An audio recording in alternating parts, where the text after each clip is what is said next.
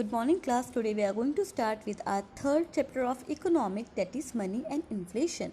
So basically what is money? A very basic requirement to fulfill our needs or wants. अगर हमें अपने needs और wants को fulfill करना है उसके लिए हमें क्या चाहिए? मनी चाहिए. ओके मनी को हम सिर्फ यहाँ पे अपने नीड्स फुलफिल करने के लिए नहीं बल्कि इसके साथ साथ हम मनी को स्टोर भी कर सकते हैं कुछ फ्यूचर पर्पस के लिए.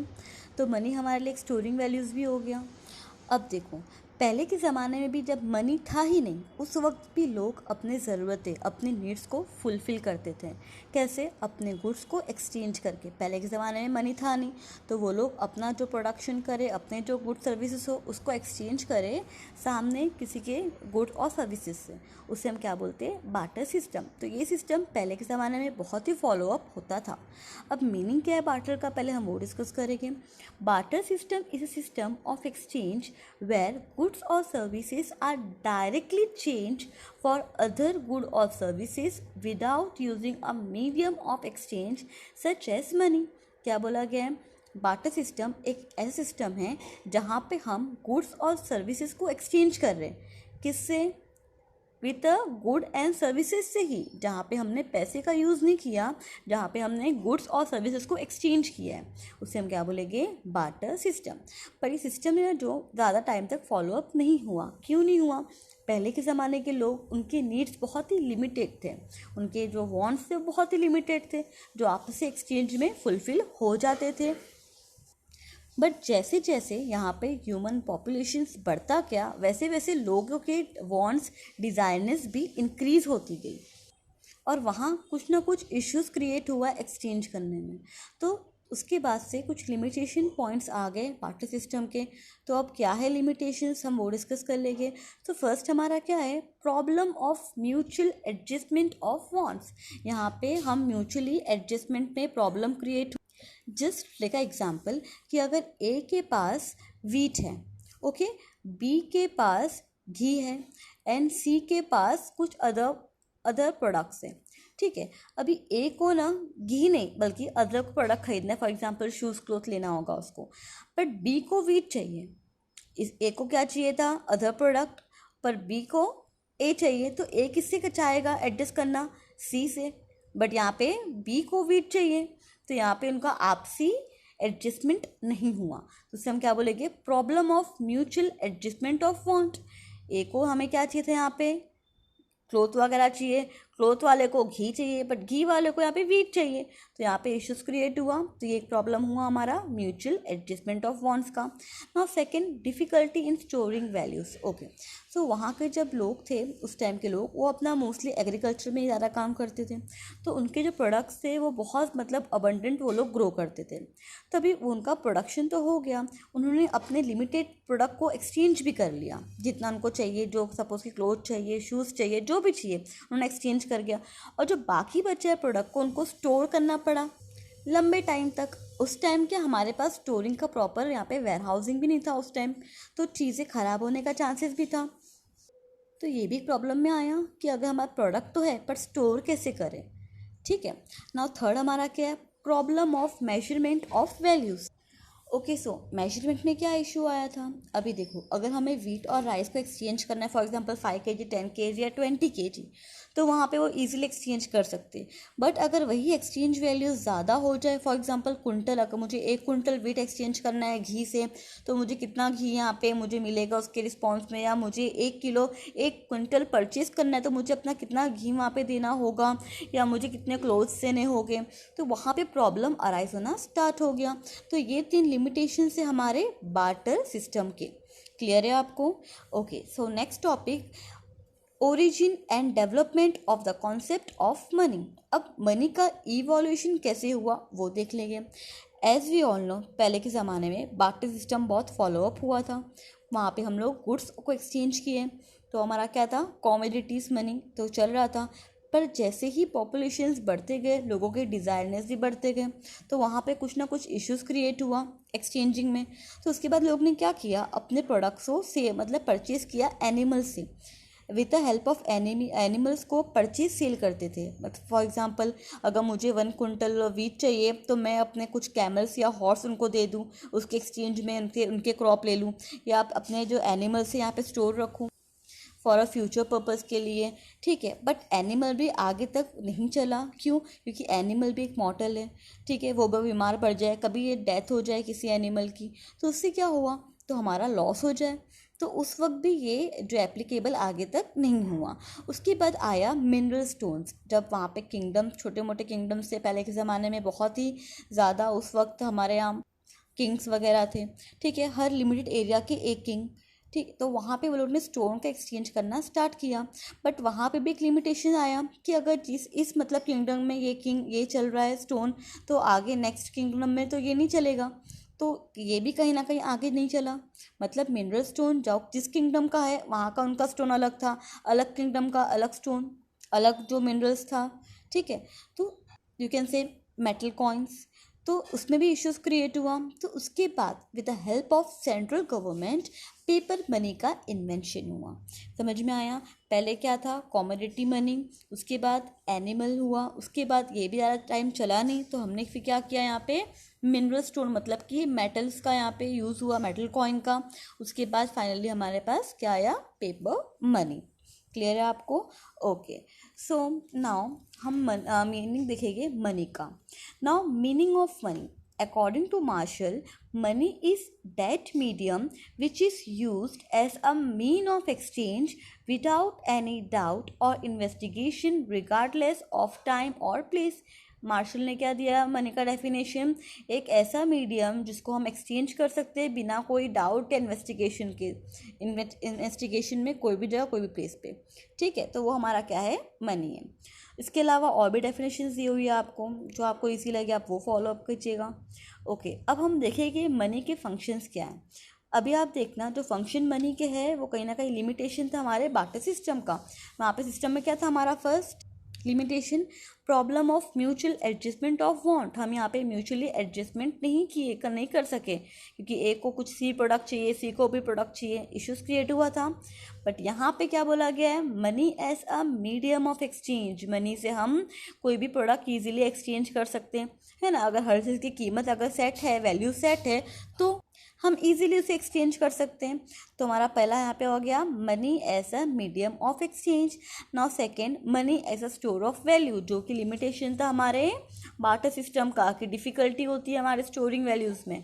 बट यहाँ पे क्या बोला है, मनी को हम स्टोर कर सकते हैं, उसके लिए हमें तो नहीं कुछ वेयर हाउस चाहिए या कुछ चाहिए, ये तो ख़राब नहीं हो सके। जब हमें जो जितना यूज़ लगेगा तब हम इसे यूज़ करेंगे।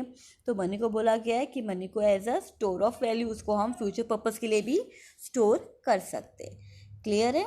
Now third, money as a measure of value, जहाँ पे लास्ट में क्या हुआ, बार्टर का लिमिटेशन क्या था, problem of measurement of want, उसी का फंक्शन हो गया मनी का। देखो, money as a measure of value.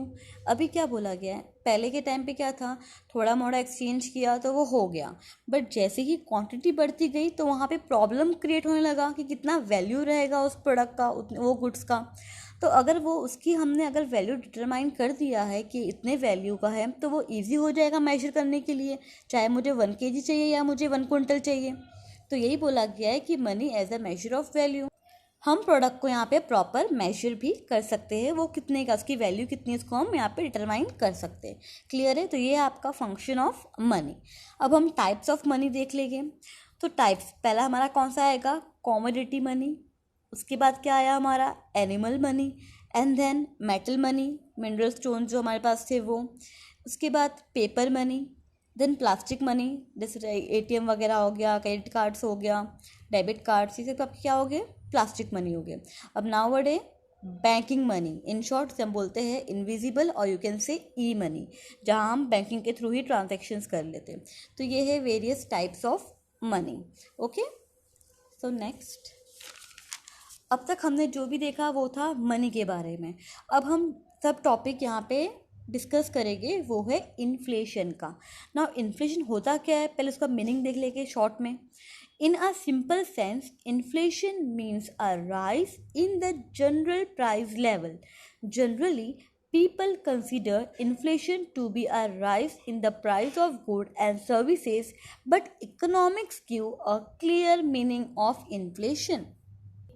Meaning क्या हुआ, देखो, इन्फ्लेशन का यहाँ पे क्या बोला गया है कि यहाँ पे राइज होना जनरल प्राइस लेवल, मतलब कि एक प्रोडक्ट पे नहीं बल्कि बाकी सारे प्रोडक्ट के प्राइस बढ़ते जाना। फॉर एग्जांपल कि सपोज़ कोई कुछ फूडिंग का प्रोडक्ट हो या क्लोथिंग का हो या कोई एंटरटेनमेंट का प्रोडक्ट हो, कुछ भी हो एंटरटेनमेंट के लिए हो, ये सिनेमा वगैरह हो गया, सबका कुछ प्राइस था, पहले 10 था, ये 20 था, ये 40 था, अब वो 20 40 80 हो गया। मतलब कि सब में इन चेंजेस आना, इंक्रीज होना, ठीक है, उसे हम क्या बोलेंगे, इन्फ्लेशन। ओके, सो पेपर को क्या लगता है यहाँ पे कि इन्फ्लेशन का मतलब क्या होता है, खाली प्राइस ही बढ़ना, पर उसका जो प्रॉपर मीनिंग है, डेफिनेशन है, वो इकोनॉमिक्स ने दिया हुआ है। क्या है वो देख लेंगे हम, पहले डेफिनेशन देखेंगे। According to doctor A.P. Lerner, a situation of excess demand over supply of good is called inflation. जहाँ पे डिमांड ज़्यादा बढ़ गई है एज कंपेरिजन टू सप्लाई, जहाँ पे डिमांड ज़्यादा है सप्लाई कम है, जब ऐसा सिचुएशन ऐसा आया उसे हम क्या बोलेंगे, inflation. According to doctor A.P. Lerner, उसके अलावा भी यहाँ पे डॉक्टर A.C. पीगू और डॉक्टर J.M. कीन्स ने भी अपने अपने डेफिनेशंस दिए हैं, जो आपको इजी लगे आप वो फॉलो अप करो, ठीक है। तो अब डेफिनेशन तो क्लियर हो गया, अब इसके फीचर्स क्या है वो देख लेंगे हम। पहला, constant rise in price level, जैसे मैंने पहले कहा था कि प्रोडक्ट का सपोज कि A B C 3 4 जो प्रोडक्ट है उसकी जो प्राइस है वो कॉन्स्टेंटली बढ़ते रहना, पहले था 10 अब 20 हो गया, अब 40 हो गया, पहले इसका B का था 10 था 50 हो गया, अब 100 हो गया, C प्रोडक्ट का भी पहले कुछ 15 था अब 30 100, मतलब इन शॉर्ट क्या, सब में कॉन्स्टेंटली इंक्रीज होते रहना। ये हमारा फीचर हो गया पहला किसका, इन्फ्लेशन का। सेकंड क्या बोला गया है, price rise in all sector of economy, खाली एक सेक्टर में नहीं बल्कि हर सेक्टर में, एग्रीकल्चर हो, सर्विस हो या कोई भी सेक्टर हो, सब में प्राइस इंक्रीज होना, बढ़ना, वो एक फीचर है हमारा किसका, इन्फ्लेशन का। Now third, purchasing power decrease. Purchasing power decrease कैसे होगी, अब एग्जांपल देख लो। सपोज़ कि पहले जो एक प्रोडक्ट था उसकी कीमत सपोज 2000 में, उसका प्राइस उसका हमको 1000 में हमें 10 kg प्रोडक्ट मिलता था, ठीक है। अब 2010 में वही हमें यहाँ पे सपोज़ कि 1000 रुपीज़ में हमें अभी यहाँ पे 8 kg मिल रहा है। अभी 2020 में वही 1000 रुपीज़ में मुझे वो प्रोडक्ट यहाँ पे क्या 6 kg मिल रहा है। यहाँ पे क्या हो रहा है, वैल्यू ऑफ मनी जो है वो कम होती गई हर साल। यहाँ पे क्या, जो वैल्यू ऑफ मनी, जो कीमत थी मनी का, जो वैल्यू था वो डे बाय डे यहाँ पे क्या कम होता गया। तो यहाँ पे क्या बोला गया है, परचेजिंग पावर डिक्रीज। अगर आपकी इनकम उतनी की उतनी है, अगर चीज़ों की प्राइस बढ़ती गई, अगर आपके प्राइस से आपका जो यहाँ पे इनकम वो 10,000 है और प्रोडक्ट पहले 500 से 1000 हो गया, 2000 हो गया, तो वहाँ पे क्या होगा, क्या शो करेगा वो, आपका परचेजिंग पावर जो है आपका डिक्रीज कर रहा है, क्योंकि आपकी इनकम तो वही है और प्रोडक्ट का प्राइस बढ़ता गया, समझे। ओके, सो ये फीचर हमारा हो गया इन्फ्लेशन का एक। नाउ फोर्थ फीचर देखो, the rise in price level after full employment is inflation. Okay okay, so ये क्यों बोला गया है कि अगर प्राइस लेवल इंक्रीज होता है फुल एम्प्लॉयमेंट होने के बाद, तो उसे हम क्या बोलेंगे, इन्फ्लेशन। अब एग्जांपल देख लो, सपोज कि बेरोज़गारी है, ठीक है, बेरोज़गारी अनएम्प्लॉयमेंट तो है ही, बट साइड में हमारा जो, अगर प्राइस ऑफ गुड सर्विस का बढ़ा, अगर प्राइस कीमत बढ़ रही है, कीमत बढ़ रही है, इन शॉर्ट उनका डिमांड भी इंक्रीज़ हो रहा है। अब डिमांड उनका बढ़ रहा है तो उन्हें क्या करना होगा, कंपनी को करना होगा अपना प्रोडक्शन बढ़ाना होगा, तो वो नए नए लोगों को यहाँ पे क्या अपने कामकाज देगी, तो एम्प्लॉयमेंट मिलेगा लोग को। अब एम्प्लॉयमेंट मिला, प्रोडक्शन ज़्यादा हुआ, तो इन शॉर्ट हमारा प्राइस जो है वो उसका कम हो जाएगा। बट इसमें क्या बोला गया है कि फुल एम्प्लॉयमेंट है, जहाँ पे तो एम्प्लॉयमेंट फुल, यहाँ पे तो प्रोडक्शन भी इंक्रीज नहीं करना है, फिर भी वहाँ पे प्राइस हाई हो रहा है, उसे हम क्या बोलेंगे, इन्फ्लेशन, और जो कि बहुत ही डेंजर है हमारे इकोनॉमी के लिए। फुल एम्प्लॉयमेंट होने के बाद भी जो अपनी मंदी पड़ रही है, इन्फ्लेशन हो रहा है, वो हमारे लिए बहुत ही हार्मफुल हो सकता है। क्लियर है, ये आपके शॉर्ट क्वेश्चंस में ही आएगा characters. Okay, now causes of inflation are last topic. अब इन्फ्लेशन का हुआ कैसे, the main major factor affecting inflation. अब दो चीज़ें अफेक्ट करता है इन्फ्लेशन में, वो है हमारा increase in demand and second is increase in production cost. Okay, so जब हमारे प्रोडक्ट की डिमांड बहुत ज़्यादा बढ़ जाए एक टाइम पे, सप्लाई कम पड़े, तो हमारे यहाँ पे इन्फ्लेशन होगा। या फिर तो कभी प्रोडक्शन के जो कॉस्ट है वो इंक्रीज़ हो जाए तो हमारे यहाँ पे इन्फ्लेशन होगा। ठीक है, अब हम डिटेल स्टडी कर लेंगे उसकी। तो पहला हमारा क्या दिया हुआ है point, increase in demand. Okay, example देख लो अभी। सपोज़ कि अगर कोई प्रोडक्ट की डिमांड बढ़ गई तो उससे क्या होगा, अगर कोई कंपनी की प्रोडक्ट की डिमांड बढ़ जाती तो वो लोग क्या करते हैं, अपना प्राइस भी हाई कर देंगे। ठीक है, अगर वो लोग ने सप्लाई, अब प्रोडक्ट डिमांड तो ज़्यादा है प्रोडक्ट उस कंपनी की, अब कंपनी सप्लाई स्लो कर रही है, तो उसे हम क्या बोलेंगे वहाँ पे कि कहीं ना कहीं यहाँ पे इनका स्लो रेट, कंपनी का सप्लाई स्लो है। तो इन शॉर्ट धीरे धीरे क्या होगा, वहाँ पे हमारा जो प्राइस प्रोडक्ट का और बढ़ता जाएगा। ओके, सो एक लेवल ऐसा आ जाएगा जहाँ पे डिमांड बहुत ज़्यादा और सप्लाई बहुत ही रेयर है, तो उस टाइम क्या इन्फ्लेशन हो जाएगा, जहाँ मंदी पड़ जाएगी, प्रोडक्ट का डिमांड बहुत ज़्यादा हो गया पर सप्लाई बहुत ही कम है, तो उसे हम इन शॉर्ट क्या बोलेंगे, डिमांड पुल इन्फ्लेशन। इन्फ्लेशन कैसे हुआ, डिमांड ज़्यादा होने से। ठीक है, तो ये हमारा इंक्रीज इन डिमांड का। बट अभी डिमांड कैसे इंक्रीज होता है वो देख लेंगे हम। तो पहला हमारा इसमें सब पॉइंट दिया हुआ है, increase in supply of money. Okay, so यहाँ पे डिमांड कब बढ़ती है लोगों की, जब उनके पास पैसा होता है। ठीक है, अब जब उनके पास पैसा उनका बढ़ रहा है, उनकी इनकम बढ़ रही है, तो उनकी डिमांड भी इन शॉर्ट क्या बढ़ती जाएगी। अगर उसका पहले यहाँ पे 20,000 इनकम था, अभी उसका 30,000 इनकम हो गया है, तो जो आगे का 10,000 का बढ़ गया है तो वो भी ना कहीं खर्ची करने वाला है। इन शॉर्ट वो कहीं ना कहीं डिमांड ही करने वाला है प्रोडक्ट का। ठीक है, तो यहाँ पे अगर सप्लाई ऑफ मनी बढ़ जाता है मार्केट में, उससे भी हमारा डिमांड इंक्रीज हो जाता है। क्लियर है आपको? Okay, now second, increase in public expenditure. It means जहाँ पे गवर्नमेंट बहुत ज़्यादा इन्वेस्टमेंट और यू कैन से एक्सपेंस कर रही है, किसमें, हमारे नेशन को डेवलप करने के लिए।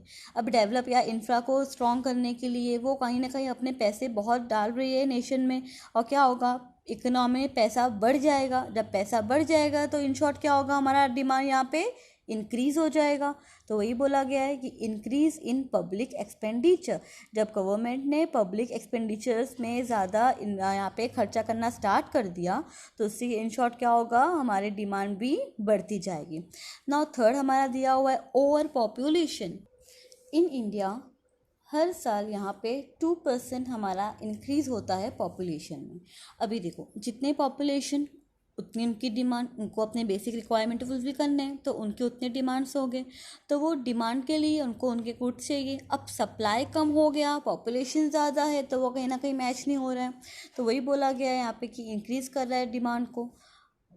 अब वही है, पॉपुलेशन ज़्यादा है, हमारे पास सप्लाई कम है, तो सप्लाई का जो प्राइस होगा वो बढ़ता जाएगा, तो वो भी कहीं ना कहीं यहाँ पे चेज़ करता है। तो ये ओवर पॉपुलेशन भी कहीं ना कहीं हमारा क्या टर्न कर रहा है, वो इंक्रीज़ कर रहा है demand. Now second factor, increase in cost of production. अच्छा, अगर सब अभी देखो, अगर आपको प्रोडक्शन जो यहाँ पे करना है, प्रोडक्ट प्रोड्यूस जो आप कर रहे हो, अगर सपोज उसके जो आपको रॉ मटेरियल, जो भी आपको प्रोडक्ट लगता होगा, ABCD ये चार आप मिक्सअप करते हो तो आपका एक प्रोडक्ट रेडी होता है। तो अगर किसी में भी चेंजेस आना, किसी में भी इंक्रीमेंट होना, सपोज कि A का यहाँ पे था 10 था, ये 20 था, ये 10, C का प्राइस एंड D का 10 था, इसको आप एडअप करो तो 50 आपका रुपीज़ का प्रोडक्ट यहाँ पे रेडी होता था। बट अगर सपोज़ कि भी जो B का था प्राइस वो 20 से 25 हो गया या 40 हो गया, तो कहीं ना कहीं इम्पैक्ट पड़ेगा आपके प्राइस में भी। अभी देख लो, फॉर एग्जांपल कि कोई बाइक की कंपनी है, ठीक है, अब बाइक को रेडी करने के लिए कितने अलग अलग स्पेयर पार्ट चाहिए होते हैं अपने को। अगर वो स्पेयर पार्ट, कोई एक स्पेयर पार्ट का जो प्राइस था वो पहले से बढ़ गया, उसमें कुछ चेंजेस आया, सपोज़ कि वो पहले 10,000 का था, वो 20 का अकेला खुद ही आ रहा है, तो उसका इम्पैक्ट उसके प्राइस पे पड़ेगा ना। अगर वो बाइक 1 लाख 2 लाख की थी, अगर उसका जो एक बेसिक स्पेयर पार्ट जो है बहुत ही महंगा हो गया है, तो उसका वो लोग चेंजेस के प्राइस में भी करेंगे ना, ये नहीं कि वो 2 लाख में ही सेल करने वाले, नहीं, उसका भी एड अप करेंगे। तो वही बोला गया है, increase in the cost of production. जब हम प्रोडक्शन जो प्रोडक्ट को प्रोड्यूस कर रहे हैं उसके कॉस्ट पे अगर हमारा यहाँ पे बढ़ता है, उसका प्राइस बढ़ता है, तो वो हमें कहीं ना कहीं इफेक्ट करेगा हमारे इन्फ्लेशंस में। क्लियर है आपको? नाउ थर्ड, अदर रीज़न, इसके अलावा भी और कुछ रीज़न जो इम्पैक्ट करता है हमारे इन्फ्लेशन पे, वो क्या है डिस्कस कर लेंगे हम डिस्कस किए वो जो है हमारा मेजर फैक्टर है किसका जो इम्पैक्ट करता है हमारे इन्फ्लेशन पे। इसके अलावा और भी कुछ माइनर थिंग्स है जो जिसका इफेक्ट पड़ता है हमारे इन्फ्लेशंस पे। अब फॉर एग्जांपल देख लो, अब कोई इंडस्ट्री से हम अपने यहाँ पे इंपोर्ट कर रहे सामान, अगर वहाँ पे कुछ चेंजेस हुआ कस्टम ड्यूटी में या किसी प्रोडक्ट में भी कुछ चेंजेस हुआ प्राइस में, तो अल्टीमेटली क्या होगा, हमारे प्रोडक्ट का यहाँ पे कॉस्ट इंक्रीज़ होने वाला है। तो अगर हमारा कुछ एक्सपोर्ट इंपोर्ट में कुछ यहाँ पे चेंजेस आया प्राइस में या कुछ रेट में, तो उसका इम्पैक्ट हमारे ओवरऑल कॉस्ट में भी पड़ने वाला है। ठीक है, तो अभी अदर रीजन पहला हमारा कौन सा आएगा, टैक्सेशन पॉलिसी। अब टैक्सेशन जो है वो तो यहाँ पे जो टैक्स है वो रेट डिसाइड कौन करता है, गवर्नमेंट डिसाइड करती है। अब सपोज गवर्नमेंट ने कोई टैक्स हाई कर दिया हो, इंक्रीज़ कर दिया होगा, तो यहाँ पे जो इंडस्ट्रियल लोग हैं वो लोग क्या करेंगे, वो लोग भी अपने प्रोडक्ट का जो प्राइस है उसमें तो ऐड करने ही वाले टैक्स। तो अभी हाई टैक्स हो गया तो उन्होंने हाई यहाँ पे टैक्स लगा दिया प्रोडक्ट के ऊपर भी, तो इससे क्या होगा, प्राइस का रेट बढ़ जाएगा और इन शॉर्ट हमारे यहाँ पे इन्फ्लेशन हो जाएगा। इन शॉर्ट इंक्रीज हुआ हमारा इन्फ्लेशन। क्लियर है आपको? Now second, increase in price of import. अगर इंपोर्ट करने में जो है मटेरियल अगर उसका कुछ प्राइस बढ़ता हो तो हमारा इन शॉर्ट हमारे यहाँ पे चेंजेस आएगा प्राइस में। फॉर एग्जांपल देख लो, हम जो इंडियन 70% जो पेट्रोलियम प्रोडक्ट है वो हम यहाँ पे क्या वो इंपोर्ट करते हैं। अगर यहाँ पे क्रूड ऑयल में अगर सपोज़ कि इंटरनेशनल मार्केट में जब रेट बढ़ गया ऑयल का, तो उसका इम्पैक्ट तो हमारे पेट्रोल डीजल में पड़ने वाला है यहाँ पे। उससे क्या होगा, अगर प्राइस बढ़ा मार्केट में, इंटरनेशनल मार्केट में, तो उससे क्या हुआ, हमारे पेट्रोल और डीजल का प्राइस भी क्या बढ़ गया। और अगर ये प्राइस बढ़ा तो बाकी प्रोडक्ट के प्राइस भी अल्टीमेटली यहाँ पे क्या इंक्रीज़ हो जाएंगे। क्लियर है आपको? Now third, scarcity. मीनिंग क्या होता है स्कैरसिटी? अगर स्कैरसिटी है कोई प्रोडक्ट में, फॉर एग्जांपल कि हमें जो रॉ मटेरियल्स यूज़ करते हैं प्रोडक्ट को प्रोड्यूस करने के लिए, अगर यहाँ पे ए जो हमें मिल ही नहीं रहा मार्केट में, बहुत रेयर है, तो क्या होगा, वो ए का जो प्रोडक्ट का प्राइस होगा वो तो भाई बढ़ जाएगा ना। जब भी कोई प्रोडक्ट की स्कैरसिटी होती है तो उसका इम्पैक्ट क्या पड़ता है, उसका प्राइस क्या बढ़ जाता है। तो वही बोला है यहाँ पे, अगर सपोज़ कि प्राइस जो है उसका बढ़ गया मटेरियल का, तो इससे क्या होगा, प्राइस तो बढ़ेगा ही, बट उसके साथ साथ अगर ये लंबे टाइम तक स्कैरसिटी रही, मतलब वो चीज़ अवेलेबल ही नहीं है बहुत लंबे टाइम तक, तो उसका क्या हमें इन शॉर्ट क्या हो जाएगा, वो इन्फ्लेशन हो जाएगा हमारा। क्लियर है? Okay, so here we end with our third chapter. ये चैप्टर में से पूरे 8 मार्क के क्वेश्चंस आपके बोर्ड एग्जाम में आने वाले हैं। चैप्टर बहुत ही सिंपल और ईजी है। एक बार आप पूरा टेक्स्ट बुक एक बार रीड कर लेना, थर्ड चैप्टर पूरा रीड कर लेना इस वीडियो के बाद। Okay, thank you, have a nice day.